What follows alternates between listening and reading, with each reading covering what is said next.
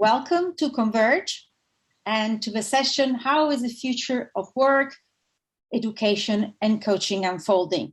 I'm the chair of the Thought Leadership Institute, and I will be leading this session with Francis Penafort, who's also director on the board of TLI. And this is our board, and the Thought Leadership Institute was created in 2020 and is a new organization, part of the ICF, a new NGO. And we had a grand opportunity to really look at what could be the future for coaching, what is unfolding for coaching, how could coaching have a huge impact? And we were tasked with this great board to really look at that and look with a blue sky at what was possible. And this is what we came out with. And we're very excited because today is a kind of a launch in the grand world of the Thought Leadership Institute. So I thank also the board for all the work that they've done. And so who are we? We really want to be a think tank of collective wisdom. And what does that mean? Is really becoming a global hub for human development, for the best processes and practices of innovation, and for really looking at how coaching can best impact the world. And in particular, we took the framework of the United Nations, the 5 Ps: peace, prosperity, partnership, people, and planet. Because we really want to enlarge the realm of coaching. How could coaching really reach everybody and have an even bigger impact than currently? So we looked at the 5 Ps and we looked at the 17 Sustainable Development Goals. And we are partnering really with the ICF Foundation in this venture because we want a world where people, we can end poverty and hunger, where, we can foster our planet, we can work with others in partnership, we can really have peace in different realms of the world, and we have prosperity for all. Now, coaching is already impacting some of these areas, of course, and we're speaking to coaches worldwide with this conference. But how can we even have a bigger impact?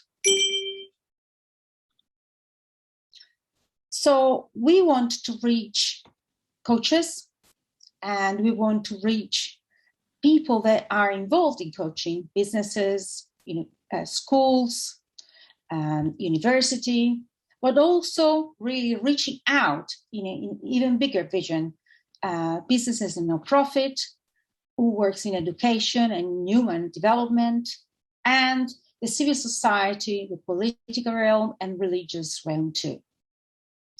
And why do we want to do that?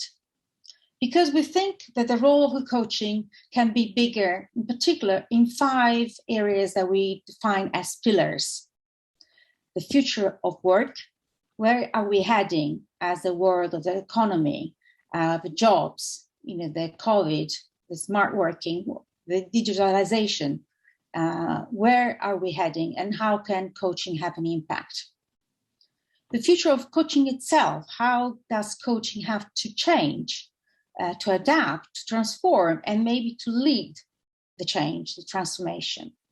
What is the future of education? How can education really transform itself, given the challenges that the new generation, in particular the kids, will have to face in the future?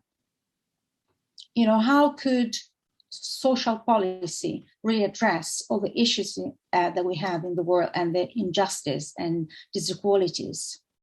And what future for our planet? How can coaching have a bigger impact? to overcome some of the challenges. How are we going to address this is through our three main strategies.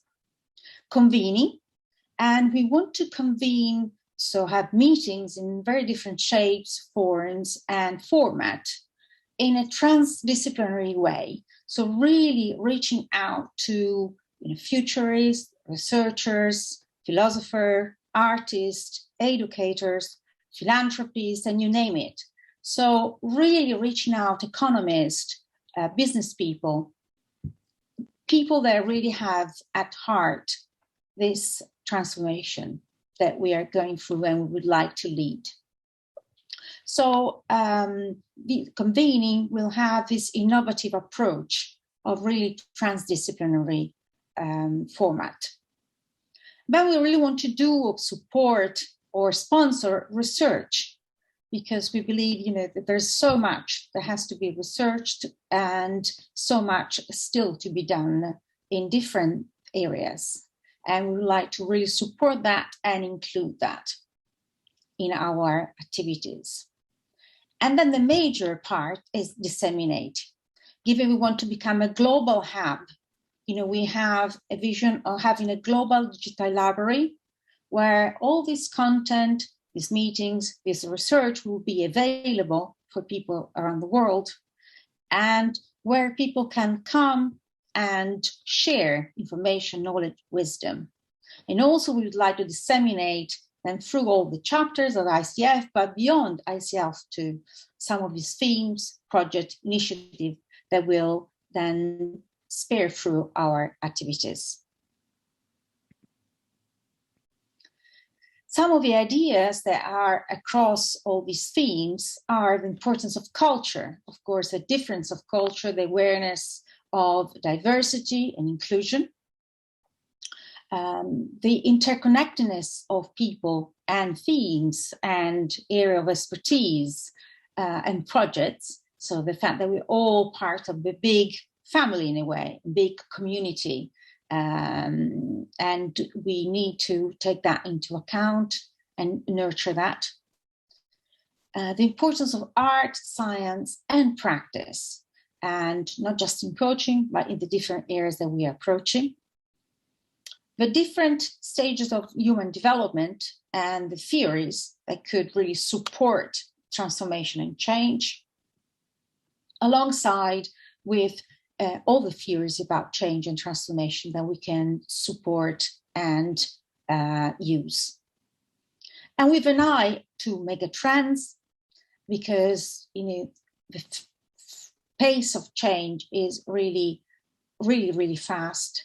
And having an eye on megatrends will really allow to look at the future, to imagine scenarios, to imagine what's going to happen, and therefore to prepare, or sometimes to deliver influence. So we would like to have these two main areas: to prepare for that, for the changes, but also to influence them and direct them, if possible, through the community of coaching. So let's now look at the 5 pillars of action, and Frances will then lead you through the other ones. So we will look at, in particular now, the future of work. So the future of work is really critical to all of us. And, the COVID pandemic has made things even more difficult, with so many jobs also lost throughout this crisis. And although, some of these changes having some negative impact, we really want to look at the opportunities and the positive change that can come out of, all this transformation. And also we really want to support people in doing that, because, in the face of so much technical change, because we're going through these trends of digitalization, globalization, automation, artificial intelligence, and to name some of the most important ones, but not all of them. We really want to also create a human-centered economy. an economy where, people can feel included, and which is sustainable.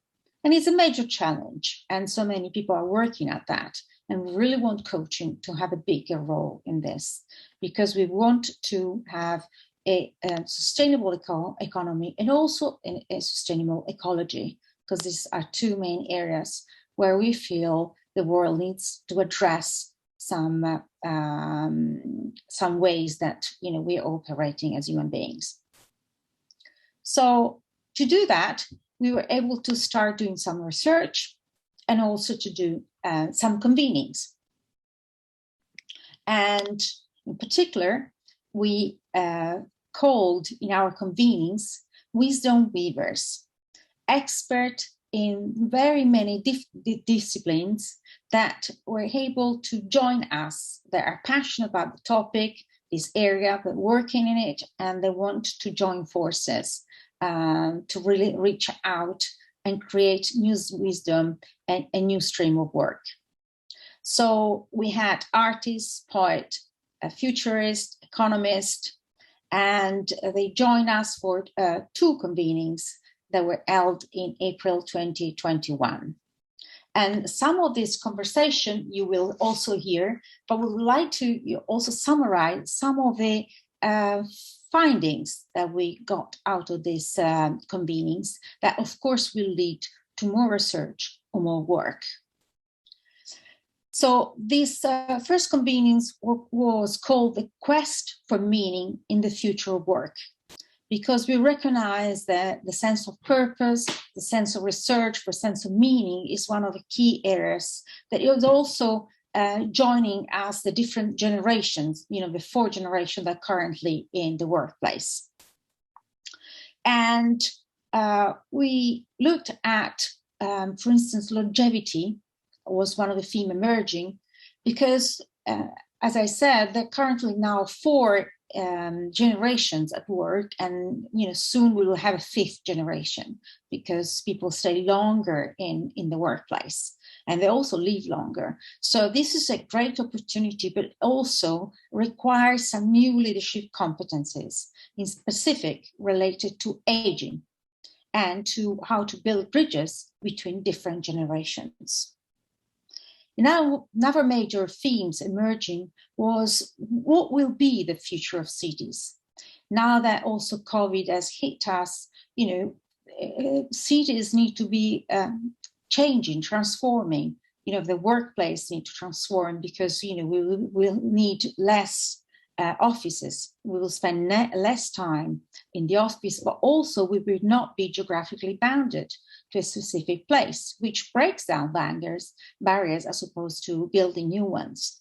So, what will be an harmonic, a very productive also in cities that could also include people and accommodate for these new changes.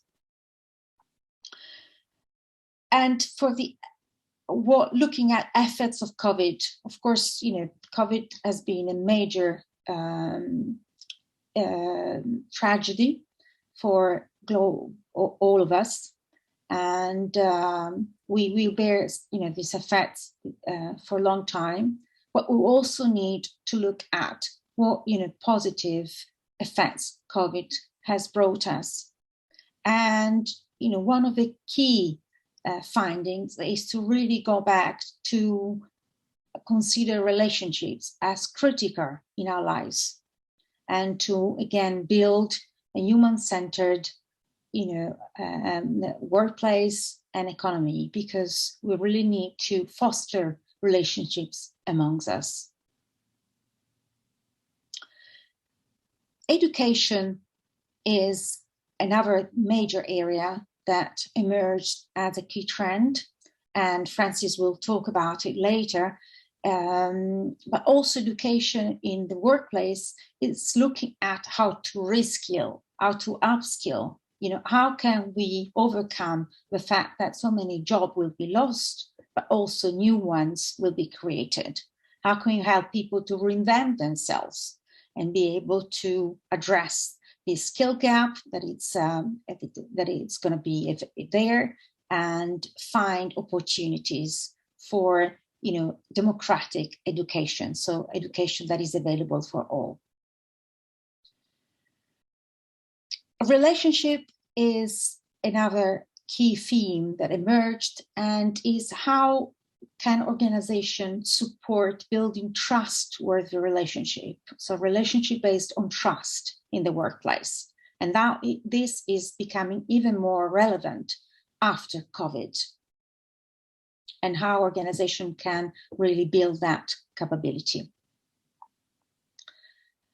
Inequality is about, the fact that, yes, the transformation is there, but is really showing us gaps of people that have availability for, opportunities for, the internet, for being available to use technology, and other areas of the world that this is not showing up, or even, in poor conditions in the same area of the world. So the world is really showing us a lot of injustice and inequality. And if you want to build an inclusive society, we really need to address that. Technology is a great driver, fantastic, and also has to be really used well. And again, one of the key issues to address for technology is how can we make technology available to all, and therefore address inequality. Well-being is about, also the COVID really showed that how we need to have solid foundation and look after ourselves to be able to look after others. And well-being needs to be at the forefront also of the workplace. Entrepreneur spirit is about the fact that the economy is changing to a gig economy where part-time and freelance work will replace full-time jobs. And therefore we need to foster that spirit to overcome, some of the challenges and transform these challenges in opportunities. And then the question about education again, how can we prepare our 5-year-old children who will have jobs that do not exist? And how can we change the educational system to do that? So these are some of the major findings, together with some other, insights from key experts and thinkers that have been looking at the future work in the last years. So it's looking at learning ability and agility, and how power skills, which you can also name as soft power skills like creativity, curiosity, communication, emotional intelligence, they're going to be even more critical now in the area of technology, of artificial intelligence. So we still need them, and we need to develop them. Because again, technology is a great potential and bad potential, so we need to use it at its best. And now I'm going to share with you some of the findings, some of the recording actually of this convening. And you will hear directly the speakers and the wisdom weavers, a couple of wisdom weavers that participated to this convening.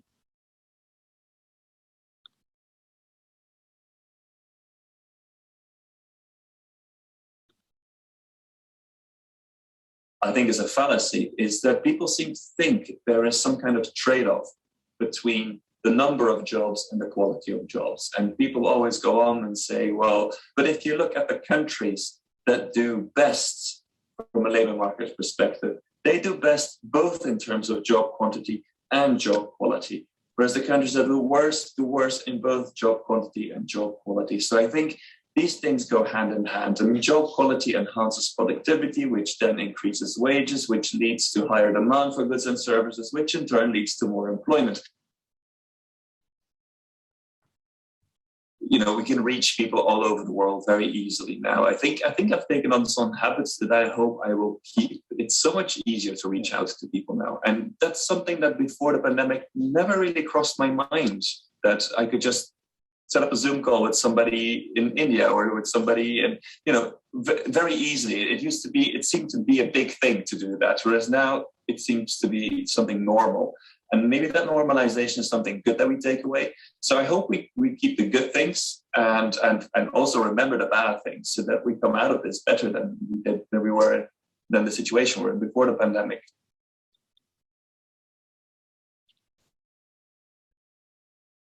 The role of the coach in my experience has been to kind of take the complexity and narrow it down and to support a person in applying that to their personal journey and to their personal challenges. And now I'll pass it on to Francis Penafort to look at the other aspects, the other pillars of the Thought Leadership Institute. Thank you, Sylvia. Hello, everyone. I'm Dr. Francis, and I'm going to share with you one of the pillars, the second pillar, called the future of coaching. And we had 3 primary objectives in the future of coaching. And that was, number 1, to convene scholars and experienced practitioners in coaching, and then to inspire and sponsor rigorous research studies. And the third objective of our second pillar, future of coaching, was to spread the discovery and excitement about the topics, as well as explore the research and convening activities. So we had 2 convening activities from the Wisdom Weavers, which we held in September 2021. And the main results from the conversation covered some of these areas, and I will be sharing with you in a little bit more detail what they are. So there were some preliminary observations from 2 out of the 3 convenings that we had so far. So I'll share with you the 4 preliminary observations that we got. The first one was they concluded that more evidence was needed around, they concluded that more evidence-based coaching research was needed around effectiveness of coaching with respect to coachee outcomes. And then they looked at who is this coachee? Who is this person receiving the coaching? So could it be the coachee, or can we call them the client, or should we call them the student, or should we call them the patient, or some other names? So after that, some other observations that came up was, okay, let's focus on the coachee outcomes itself. What was the initial conceptualization around this? And they discovered and came up with this. Could it be performance improvement will measure coachee outcomes? Or could it be sustained behavior change that measures coachee outcomes? Or sometimes a coachee outcome could be the creation or affirmation of a personal vision. Or could it be engagement at work that the coachee will say, that's my outcome? Could it be a sense of well-being that the coachee regards as a coachee outcome? Could it be more resonant relationships with the coach, or resonant relationships at work, or resonant relationships at home? Could that be the coachee outcomes? And finally, another one that emerged was the self-awareness level and the insights level. Could that be regarded as a coachee outcome? So in studying this coachee outcome, a typology needed to be answered. These were some questions that came up. Actually, who is the client? Okay, so when we look at the coachee outcomes, we are referring to whose outcome is it? Is it the paying entity's outcome? Is it the individual outcome? Is it the team's outcome? Or is it the organization's outcome? So these are the primary observations, preliminary observations that came up. Now we look at what else came out from these convenings, the 2 convenings. they looked at the current scenario and they explored and discovered that actually there's no competency model for coaching effectiveness that has ever been validated against coachee outcomes. So definitely there is a need to look at coach competency studies and do the research with a variety of coaches. Of course, in the past, there has been expert opinion, and those models have shown that 50% have false positivities against the studies of performance effectiveness. So still there is something missing. So what does the future scenario look like? So in this future of coaching pillar, which is the second pillar in our TLI, from the convenings, they decided that research is definitely needed. But before the research can be done, we need to look at these 6 areas. And the first area is, what is the threshold value? What is the threshold for knowledge? What is the threshold for capabilities? What is the threshold for competencies? Then, once we set the threshold values, then we can distinguish it for effectiveness. Another area that we need to look at before we conduct the research is, what are some neurobiological mechanisms that impact and affect effective coaching?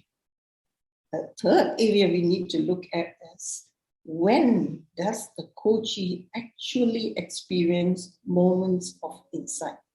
Which part of the coaching conversation? And then another area that we can look at is having research with larger sample sizes, diverse cultures, diverse race, gender, and all this will help in making a more robust research.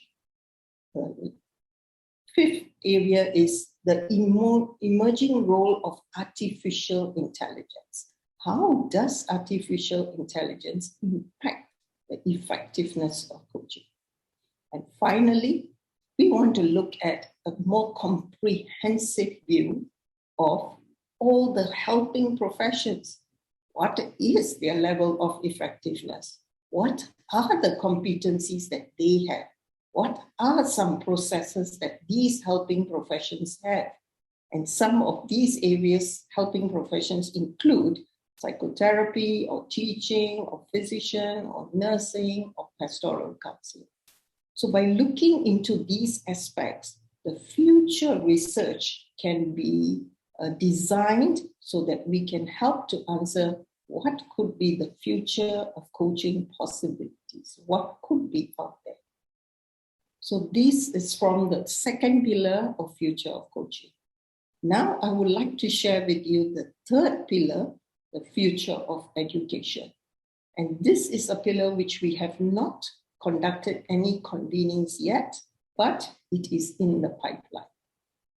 So let me share with you what are the 3 areas in the future of education. So the first area that we're looking at is, or planning to look at, is the role of coaching. How does coaching actually help to build the future education system? How does coaching actually help to address the pain points of the current education system?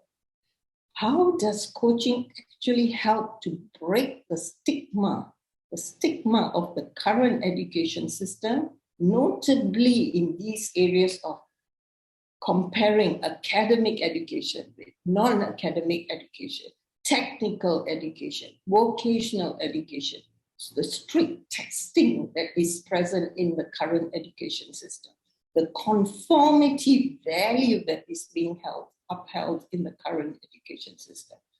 Does coaching play a role? Can coaching actually influence and break the stigma? So that's something that we would like to explore. And the second aspect around this future of education, what we want to look at is, can coaching actually influence the creation of new policies? Right now, the education system has an old policy of competitiveness, creating competitiveness among the learners, among the students. Now, if we can create a new policy, can we break this old competitiveness nature? And then, can we also break and reduce the emphasis on performance among the learners? So in the current education system, such a high emphasis is made on performance.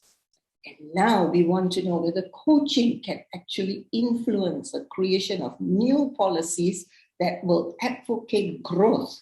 And how do we measure this growth? We want to see whether there can be collaborative studying among the learners. Can the new education system actually create and instill curiosity, creativity, thinking divergently? These new patterns of thinking emerge among leaders. Is it possible? So that's the second area. And the third area that we want to look at is we are adopting the OECD's Learning Compass. So OECD has a sustainable goal for 2030 around education. And one of the tools that they have created is the Learning Compass. And what does that Learning Compass actually ask from learners? So they want learners to be enabled to take agency over their learning goals. And once they take agency over that, the learners are to navigate their own independent learning. So with this, the compass, the learning compass actually wants to create a culture of education which builds competencies in 4 areas. So the compass is like north, south, east, and west. And each of these areas is building competencies in the knowledge, building competencies in the skills, building competencies in the attitudes, and building competencies in the values. Now, if we can create an education system that has these 4 competencies, then the outcome would be the learners or the students will become more adaptable. They will be able to thrive.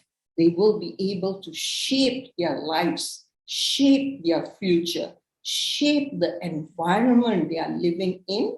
And then these learners can contribute to the well-being of the community and the planet. So these are the 3 aims under the 3rd pillar of TLI called the future of education. So having these 3 pillars, and this is the diagram of the compass, north, south, east, and west, with all the 4 key competencies. So looking at what we want to do, we are also exploring what are the possibilities that we can create in the future of education pillar. And there are 3 possibilities that I will share with you. The first one is to instill a new set of self-belief. And here, what we mean is the learners, the students, realize their full potential. So coaching is supposed to be a hand-holding mechanism that supports the students to realize their full potential. And coaching is going to help and support them to see themselves as talent that is so diverse and dynamic. And coaching is supposed to support them to see that this talent is actually hidden beneath. This coaching will help them to identify this talent, help to cultivate this talent so that the learner or the student becomes resourceful in any situation. So can this really happen? Can coaching really have such an impact to instill this new self-belief? This is a possibility. But let's look at this. From my research, I found out that the Dover Institute for New Leaders has a university called RISE. And they had 2 sets of students. One was coached and one was waitlisted. Now look at what happened to the coached students. After a period of coaching that they received, each one of the students had changed their level of belief in themselves. So they started to recognize that each one of them had a leadership identity. Their value for their self-purpose increased. Their value of self-satisfaction increased. The level of stress within themselves decreased. The level of self-clarity of who they are, what is their purpose, where they want to go, increased. And their level of self-humility increased as compared to the waitlisted students who did not receive any coaching. So this is one of the experiments conducted by Rice University, where coaching can be used to instill new self-belief.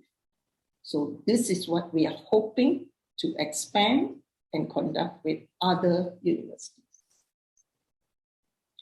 The second area of possibilities, seeking out and exploring possibilities on the future of education, is building relationships between teachers and students.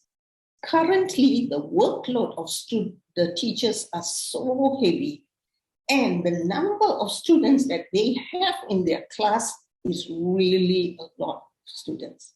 So how does the teacher actually have a relationship? What is the quality of a relationship between the teacher and the student? So what in our future of education pillar, what we want to do is do some research.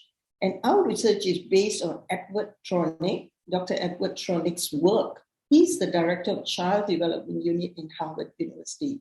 And he did experiments about relationship and the quality of relationship between parents and children. And he said, once we break that relationship or we take away that relationship, what happens to the child or the infant is that the whole child and infant goes into a state of distress that affects their psychological, emotional, and physical being. They just can't seem to exist. So the quality of relationship between parent and child is so critical. And the basic need of a human being is to be seen and to be heard. And once the parent sees the child and hears the child, seen and heard, two basic ingredients and needs of a human being, immediately the child can thrive psychologically, emotionally, and physically.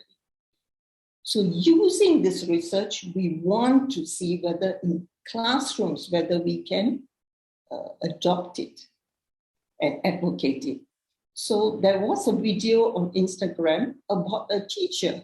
She brought a mirror and she wrote, "I am." And she invited her students to come and read this word, "I am," and then put in an affirmation they create for themselves. And some of the students said, "I'm a good person." And the teacher reaffirms that, "I love that." And "I'm a good soccer player, excellent. And I am independent and I am a strong person." So each student is given this opportunity to share what they see within themselves. And the teacher takes the time to see them and hear them and validate them.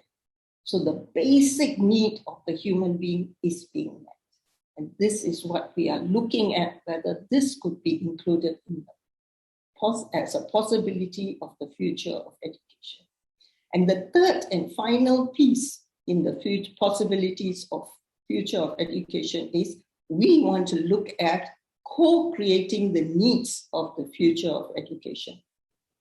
Sir Ken Robinson, who is the professor of education at University of Warwick, he is also an international advisor on education, and he is a British author. He, in one of his TED Talks, said, the students who come out from the universities, their role is to fit in businesses and society and employ and the organizations fit into that and provide that skilled labor, skilled workforce. However, over a series of years, he has found out that the youth unemployment rate has been escalating. And he said, if this is happening, then the system of education has failed in building the students up to meet the needs of the society, organization, and businesses. So looking at the OECD's Learning Compass objective of asking learners and students to take individual responsibility and agency over their learning goal, they need to do some reflection as they join organizations and businesses. What is the need of this business?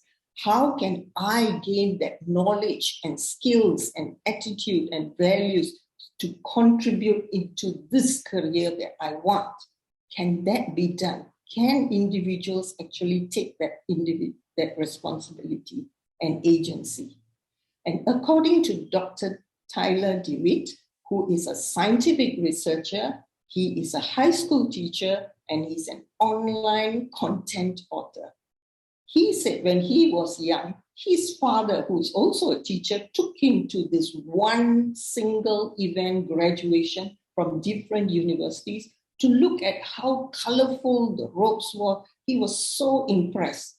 And whoever gets that degree from these universities, they get discrete credentials from these universities based on specific schools. What did the schools teach them? So they got those discrete credentials.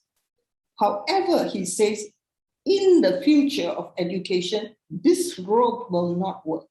He said it will be a patchwork in the robe, and graduation will not be a single event graduation. The learners who come out from these universities, which will be an online, like a YouTube university, will learn from the YouTube what is required for my job, for me to succeed and to have a career success. So they can even learn through virtual reality assistance rather than going to a lab, multi-million-dollar lab. No, they can learn this and they can gain credentials, and many universities, top-ranking universities, are now issuing credentials for online learning.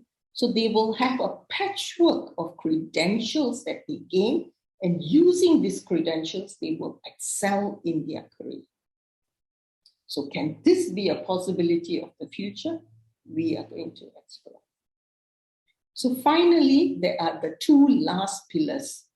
The fourth pillar is the future of social policy. Here we are looking at what are the inequalities that are currently existing in the world today. Inequalities of human rights, inequalities of healthcare, inequalities of homelessness, inequalities of racism, inequalities of poverty, inequalities of migrants, just to name a few. What is the role of coaching? Can coaching actually influence global leaders so that these global leaders will actually dedicate resources for the common good and then help to overcome what are some entrenched biases that are existing against this social development? So can coaching actually help? Can we use some coaching tools and shift the society towards their desired state so that we can enjoy a societal well-being? So that's the fourth pillar. And the final pillar is the future of planetary ecology. Here we are looking at individuals who are part of a system. And what is in the system? Their family, their society, the businesses, and the nations, and the planet Earth. So since we are all part of all of this, we are just like a dot in that systems that exist around us. And our connection, our relationship with the whole system is seen as being interconnected. We need each other to survive. So the question now comes is, what is the role of coaching? Can coaching actually influence and create awareness in governmental as well as local authorities, as well as communities, so that they understand what is the significance, what is the belief around interconnection, what is the most powerful aspect of interconnecting, so that we can ignite whatever desires or achievement or goals that we want, so that we can co-create sustainable actions for the future. So that is what I would like to share with you. So Sylvia and I have shared all the 5 pillars of TLI, and you can even visit us online. And this is our link. And finally, we want to say thank you very much. Thank you very much.